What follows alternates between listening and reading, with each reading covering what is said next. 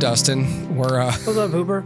We're trying to get ahead of the whole Zoom Skype kerfuffle, and it's going.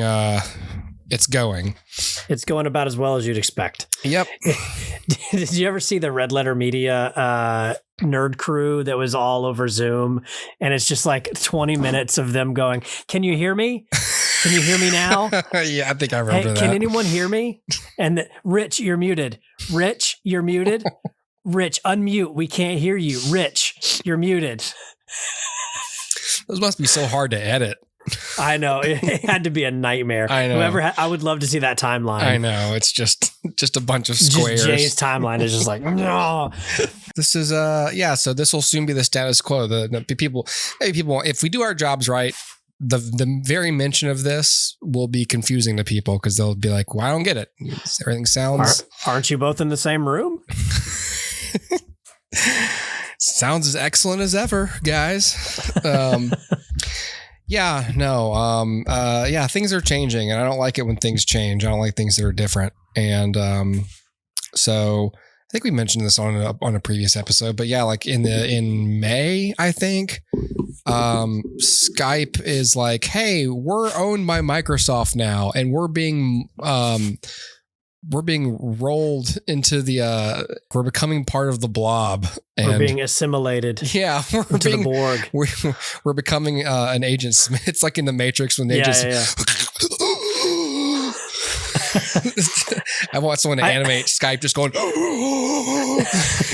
I just want to throw this out there. I've now referenced Red Letter Media and Star Trek: The Next Generation. I've never seen Star Trek: The Next Generation. Skype is going to become one of us, and it's going to be part of Microsoft Teams. And Dustin and I said, no, thanks. Nah. So have you used Teams? Teams sucks for like video conferencing. Yes. Oh yeah, I don't like it. I hate it. When I do Zoom meetings for work, it'll like try to open Teams. I'm like, not so fast. It does the same thing for me. And I'm like, I hate this. Put it right back in there, Eric. Like does a legit Teams meeting, I'm like, oh, I don't want to do this meeting. No. I don't want this. I'll be like, no, open in browser. Okay, now open Zoom. And it's like, don't you just want to use Teams? I'm like, do you want to die? Yeah. It's always like, you need to update. And I'm like, no, it's because I use this once a year and it's awful. Just let me on the meeting. I've waited too long. Teams, we started using Teams however many years ago, and we used to use Slack. And I remember when they're like, we're going to use Teams. I was like, but Slack's awesome.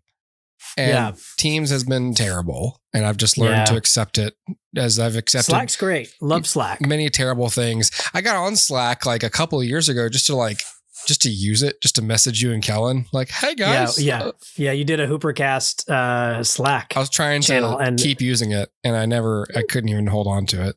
Yeah. Like many things I've tried in my old age, I couldn't stick with it. Kellen and I had a Slack at one point, and then it just went into archive mode because we didn't use it at all. Yeah. Like all those messages are just lost. Yeah. Thanks, Slack. Everything You're sucks. really slacking, Slack. Every time, like, this is the kind of stuff that usually motivates people to be like, I'm going to create my own like chat service. Yep. And then either, most people don't do it. And then the people who do create it, and then they can't make a good one. And then, but then like the 1% who make a good one, then Microsoft comes knocking and says, hey, we'd like to acquire you. And they're like, sure. And then the code just gets added into a Teams update. Into a big melting pot of code. Yeah. We're all part of the team. No. Team.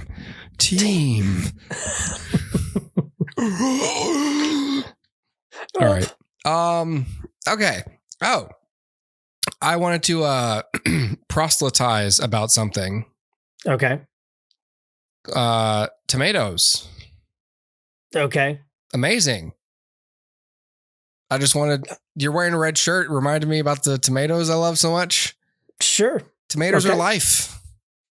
Do you, I know you eat them like in your food. Do you ever just slice up a tomato and eat it? I actually don't love tomatoes. They're fine. Oh man. I don't love them. Like my wife loves I I hadn't actually had a tomato in a long time. And then my wife goes, you got to have fried green tomatoes with me. We were dating. And I was like, okay. And so I tried them and I was like, okay, that's fine. And like, tomatoes are fine. I'm like, it's just fine. Like if I would like any tomato, it would be the fried variety. And I was just like, it's fine. You can't even just eat a vegetable. You have to fry it. Well, I'm just saying, like, if you were gonna fry up something, it would make it 10 times better. Fried okra, fried chicken. You ever tried raw chicken? It sucks. Tomatoes. I've always enjoyed. Well, no, have I always enjoyed tomatoes? This is a stupid, obscure question. Have I always enjoyed tomatoes? Let's think back my entire life if I've ever hated. I mean, there was certainly a point where I never like ate tomatoes, but then like whatever, I took a turn. Maybe it was salads, maybe something. I don't know, but I took a turn. I'm pretty sure by the time you guys met me, I was like full blown on with tomatoes, and then like relatives would be growing tomatoes, and so then I was getting like really good homegrown tomatoes, and then like I went through a big sandwich phase because that's all I could like afford to eat. And so I was just like buying tomatoes and I was just cutting thick tomatoes, putting them on my sandwiches every day. And I started putting tomatoes on my burgers when I made them at home. And my parents were always like, hey, you should do tomato and mozzarella. And I was like, no. And that's too much shit. Why you need a vegetable and eat all that cheese and the gloopy dressing you put on it. And then someone was like fried green tomatoes. And I was like, no, thanks. And so I still haven't had those, but I just go to Costco and I buy like a little like cardboard bin full of the tomatoes for like $7. I haven't done it this week yet. I should check on those tomatoes. I should make sure they're okay, but I will slice them up, like 2 of them, and like, little canoe slices, salt and pepper them, and then just eat them with a fork. Because especially now that like I'm trying to like not snack on bad things. It's one of those like, I'm hungry. I go in the fridge and I've just set myself up for, all right, eat all this fruit or it's going to go bad. Yeah. And so, so I just slice up the tomatoes now and I'm never upset. I never take a bite and go, hate this. Why did I do this? I'm always like, hey, this was a good decision and it's cold and it's got a lot of water in it.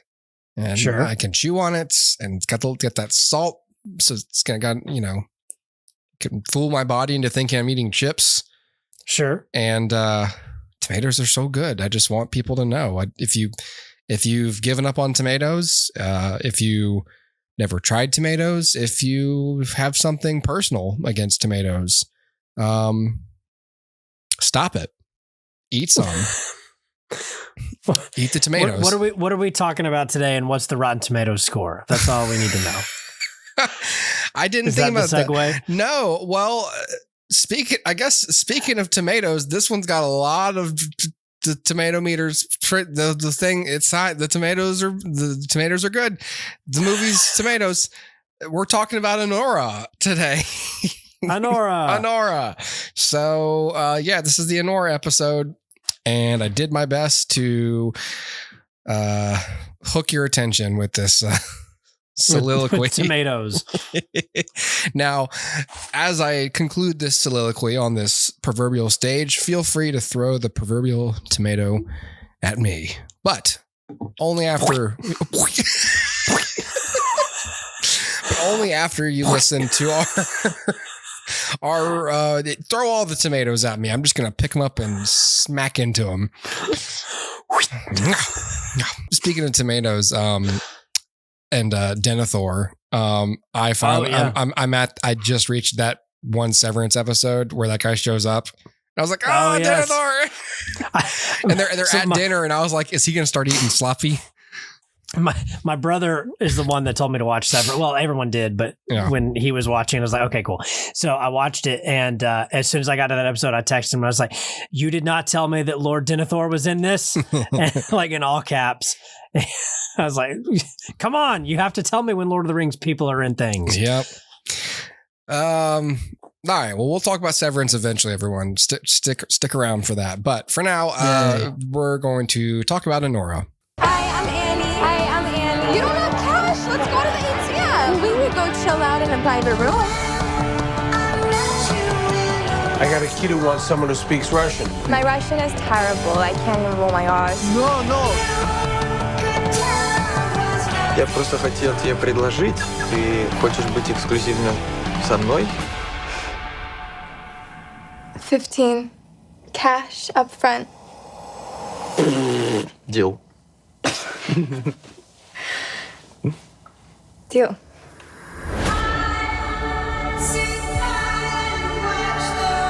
If I get married to an American, I wouldn't have to go back to Russia. Okay, so we should marry. And do you, Anora, take this handsome gentleman to your... Да я был с ним 2 недели назад буквально. Он не жена.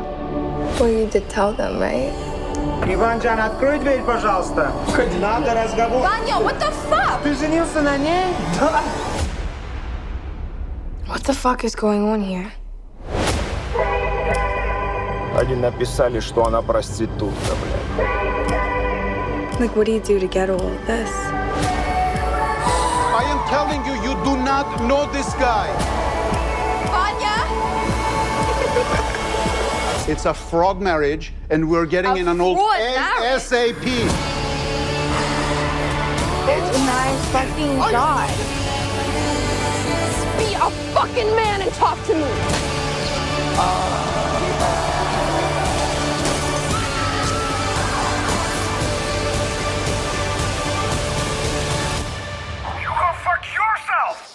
Me go fuck myself, me fuck myself, you go fuck yourself and your fucking mother, motherfucker!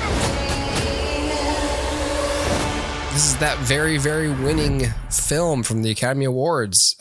Yes. God, walked away with 5: Best Picture, Best Director, Best Actress, Best Original Screenplay, and Best Film Editing.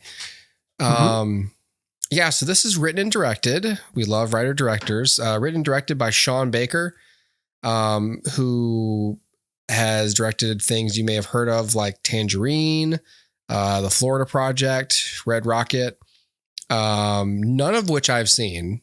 You saw The Florida Project, didn't you? Or did you see Tangerine? No, I never did.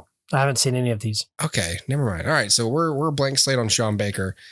The film stars Mikey Madison and, God help me, Mark Edelstein, Yura Borisov, Karen Karagulian, Vash Tamvazian, Darya Ekamasova, and Alexei Serebryakov.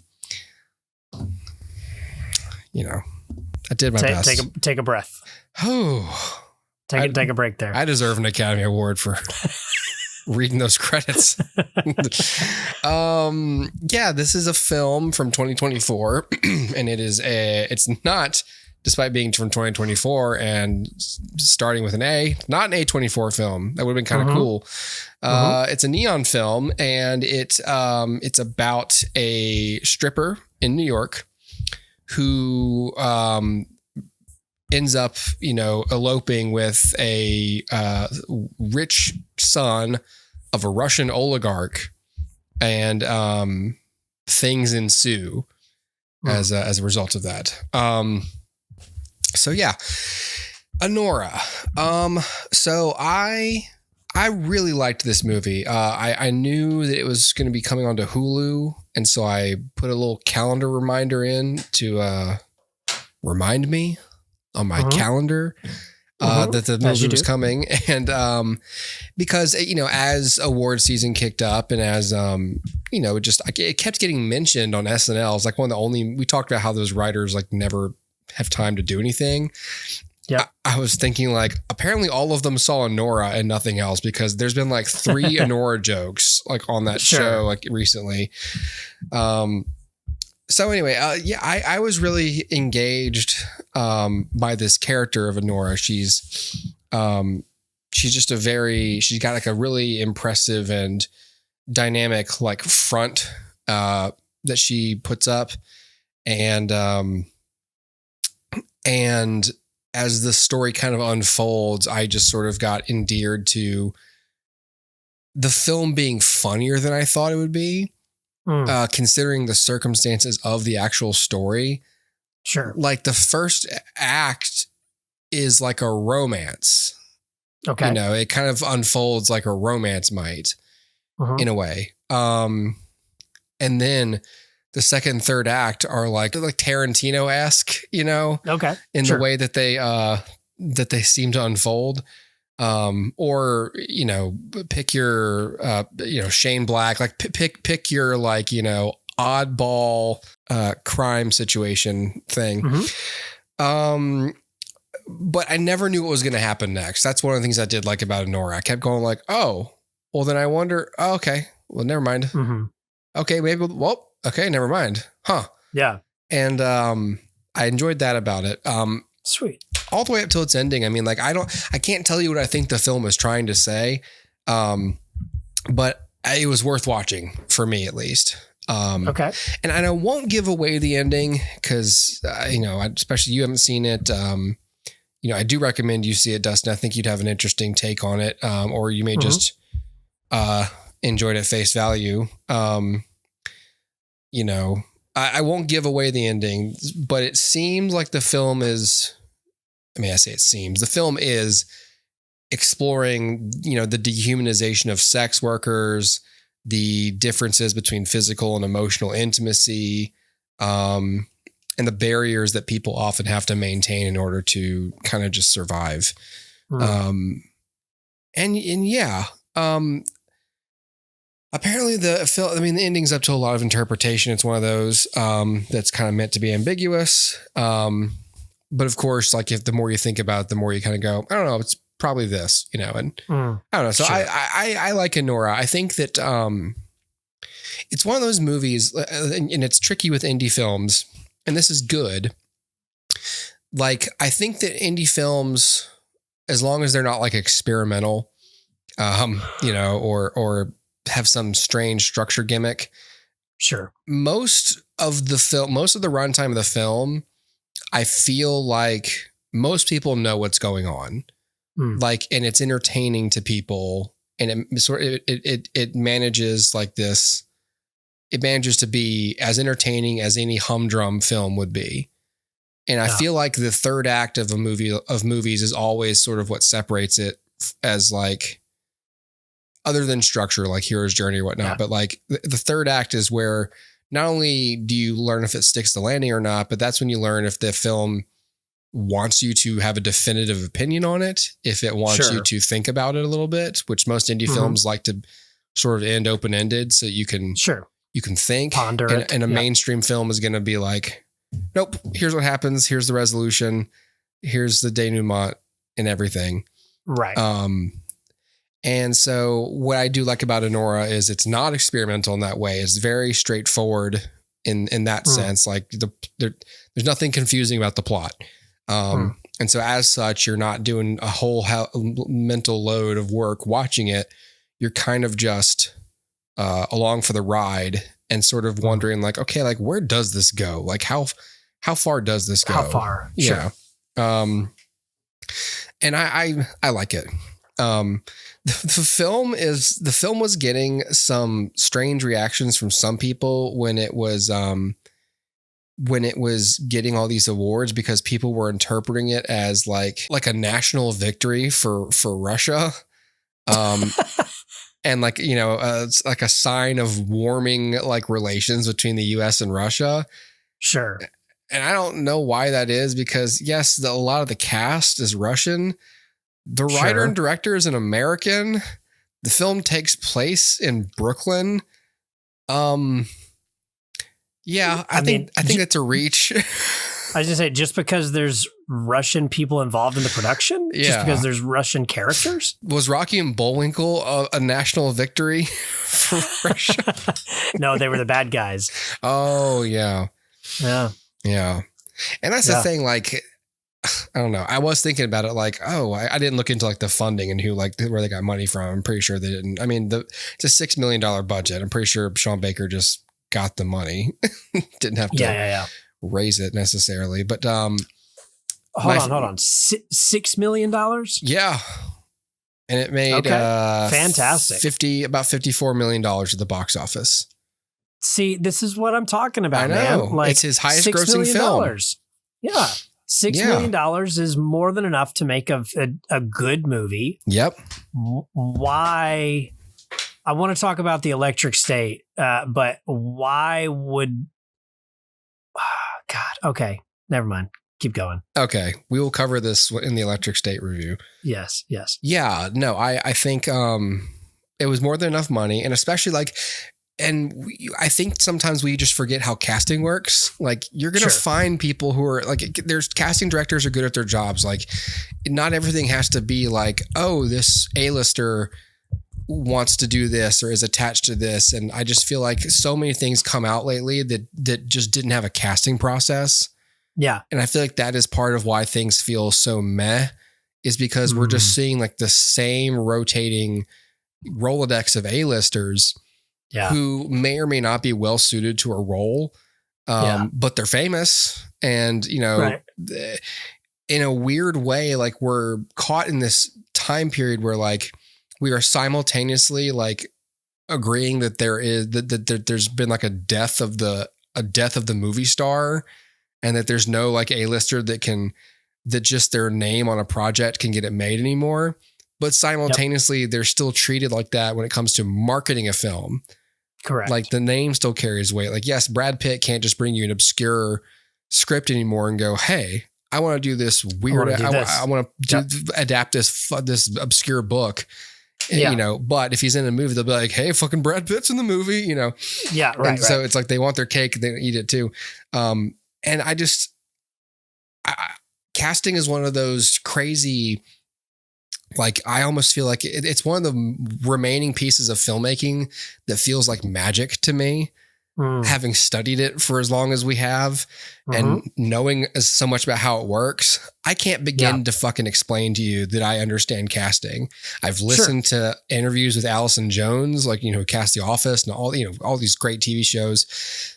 That's just a magic power that some people have to just look at someone and go, that's them. They're right for the part and just be correct about it. And maybe there's a ton of shitty ones on the commercial level. I don't know. And we're just seeing the cream of the crop in Hollywood. I don't think so. I think that casting directors are just magic wizards. Yeah, pretty much. So all that to say, $6 million is more than enough money when you can just cast some unknowns or some relative unknowns. People will recognize Mikey Madison if they've seen, you know, the later Scream movies or if they've seen Once Upon a Time in America. So she's not like she wasn't just plucked out of obscurity, but this is obviously by far her biggest role. And she got an Academy Award for it. So like this is her catapult to superstardom. This is what's going to get her too expensive to make a movie like this again. Just the spirit that the movie is made in, and like the fact that this was one of those movies where they would steal shots. They would just kind of wander around in public sometimes and grab some quick shots of people where they just didn't have permits to shoot. Like, that guerrilla style, man. And like, I could see it in a few shots. I could see people looking. But it also plays because of, one, focus, but two, like when characters are doing something that would cause onlookers to gawk at them. It's almost weirder when you actually have a closed set and extras and someone's doing something weird in public and people are just walking by. It's like, I'd be staring at those people. Right. Anyway. So Anora does it for me. So if you got Hulu, I think it's definitely worth it. You know, I wouldn't say it's a perfect film or anything. It's just, it was good. I watched it. I hoped it would be worth my time. It was, and I actually feel like I understood it. And so I didn't feel like a dum-dum when I was finished. So it gets an extra like half star for not being too smart for me. For being clear. Exactly. Yeah, for being clear. Yes. Just tell me a story. Don't make me look up stuff. Don't hide it. This is like, it wasn't like The Lighthouse where I was like, I should go study some art history. Yeah, I got to look at art history and mythology for paintings. Yeah, a year and a half to understand this. No, it wasn't like that. So yeah. That's that's Anora, everybody.